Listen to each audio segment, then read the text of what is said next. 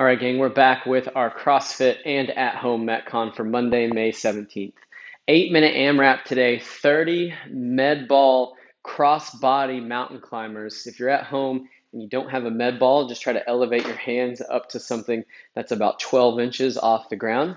Then we've got 10 per side split stance rows, and then finishing up with 10 alternating hang clean and jerk with that dumbbell. So on the med ball crossbody mountain climbers, we want to get our shoulders right over top of our hands. When we do these movements, people tend to let their shoulders drift back and then press through those toes like you're getting up on your tiptoes. It's going to help engage the low body, making that body tall, straight line from our head all the way down through our heel. From here, we're going to reach our opposite knee up towards the opposite elbow.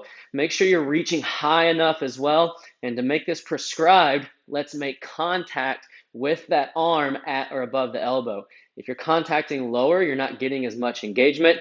And if you're not getting all the way up to that elbow, you're missing some range of motion.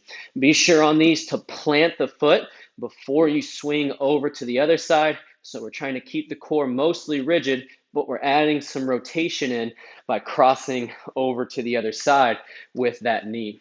If you're doing it on that elevated object, same principles apply, still contacting at or above the elbow each time. Now, to keep good technique on these, you're going to need to move a little bit slower. Also, you're going to need to split up those 30 reps a bit.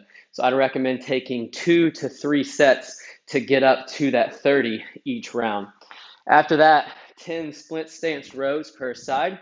Find an object that's about knee height to prop your hand up on. The arm that you're rowing with, that's the foot that's going to be back. Don't get too big on your split. You should really only have a few inches between this back toe and front heel. Not on a tightrope though. You'll have some distance side to side.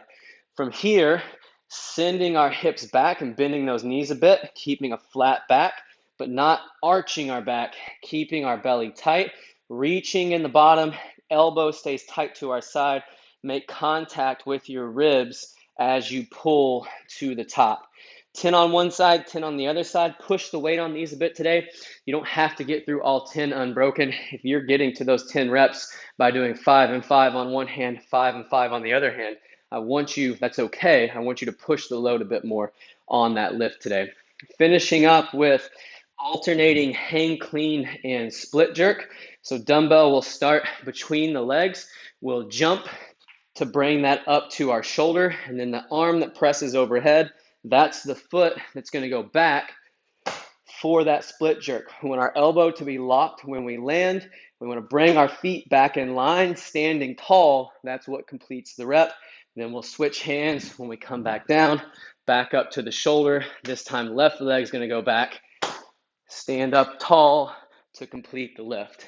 Alternating hands on those until we get up to that 10 rep mark. Remember, that jerk is about dropping your hips straight down.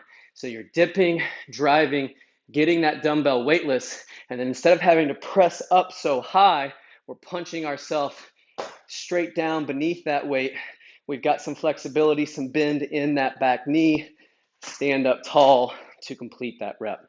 10 reps there. Take your time on those cross-body climbers to make sure that we're keeping a flat plank position, getting full range of motion. Go a bit heavier on those split stance rows today, and then really work on dropping those hips straight down on those jerks so that we can stay efficient. Score today will be rounds and reps. Good luck on today's Metcon, and we'll see you back for Tuesday's workout.